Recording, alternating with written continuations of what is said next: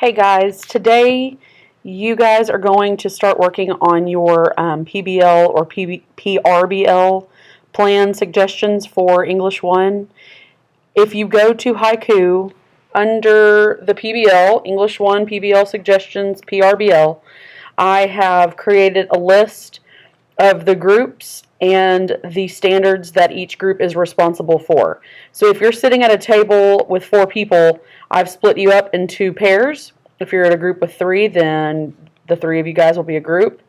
And then you will see the standards that your group is responsible for here. So for example, Sam, Peyton, and Anna have 5A through C, 7, 15B, 20, 21, and 22. Okay? And then so on. Take a look at those TEKS. If you will, you can just Google English 1 TEKS and it will show up. And they will look like this. So it shows right here, English Language Arts and Reading, English 1. So this is what you'll be taking next year. If you scroll down, you can skip all of this stuff until you get down to here, Knowledge and Skills. And then just take the TEKS that I have assigned you and look and see what you were responsible for. So if you were responsible for TEK 1A and D, that means you have all of this. You can skip B, C, and E, and you'll have this also. Okay? So take a look and familiarize yourselves with the standards that you're responsible for, and then let me get back over to Haiku and I'll show you the next thing. So this is the planning template that you guys are going to be using. If you click right here on the edit button, it will pull up this template in Google Docs. Okay, now if everybody uses the same exact template, then you won't be able to create your own template for just your group. So what you need to do is make a copy of it. So if you click on File, Make a Copy, and then write your name and your group members' names as the title. So I'm going to say my name and my husband's name as if we were a group, okay? And then click OK. And now it's created a copy of that document. So it's the exact same PBL template. See, it shows my name, and then I click on the one over here, and this is the original. Okay, and then when you go into your Google Drive, get out of that, it will show that you've saved it right here. Okay, now once you're in here, this is what you're going to be using to plan out your PBL. This is what your teachers use to plan their PBLs, and I've just kind of simplified it for you guys. So here you can give your project a name after you've decided what you're doing. Designers, this is where you're going to put your name. So for me, my husband and I are the group members, and then here is going to be however many weeks that you're going to take, but you can do that part later. And you don't have to pick like a certain dates to do your PBL. This is just so that you have an idea of what we want to do over the 1, 2, 3, 4, 5, however many weeks you want to take. Okay, so scroll down here, TEKS. This is where you want to put the TEKS that you're going to use. So you can just come back over here to Haiku and let's pretend that I'm Sam, Peyton, and Anna.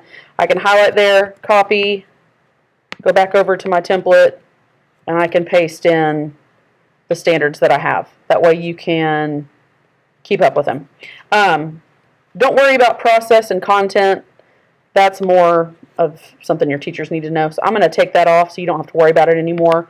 And for now, I'm just going to delete it so we don't have to worry about it. Okay? And I recommend looking up the TEKS and go ahead and copy and paste them over. So like if I have 5A through C, I'm going to come back over here to the TEKS, go down to 5, and I'm going to copy and paste 5A through C. Okay, and then I'm going to go look for number 7 and do the same thing and so on. Something to remember, like if my group is responsible for 5D, then I want to copy this part right here And then I want to also highlight this part. Whoops, not all that. Also highlight this part right here because that makes up 5 and the D part of 5D. Hopefully that makes sense. And then come over here and copy and paste. Okay, enduring understanding. What does the teacher want the students to learn and retain? So you are putting yourself in the position of the teacher. What do you want your students to learn and retain after they finish this PBL? That's why we call it an enduring understanding. It's an understanding that endures time. You don't forget what you learned. Okay, this is probably something you're going to come back to later on.